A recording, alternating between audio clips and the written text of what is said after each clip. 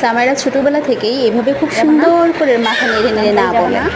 কিছু জিজ্ঞেস করলে ওইভাবে মাথা নেড়ে নেড়ে না করে। বিশেষ করে ওকে যদি জিজ্ঞেস করা হয় তুমি তোমার নানু বাড়িতে যাবে না, ও তাহলে বলে না, এইভাবে মাথা নেড়ে নেড়ে ও না বলে।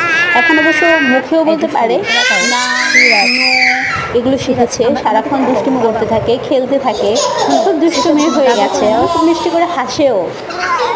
ওর সাথে আমি অনেক কথা বলি, কারণ ওর বয়স যখন 6 মাস ডক্টর আমাকে বলেছিল আমি যেন ওর সাথে অনেক কথা বলি।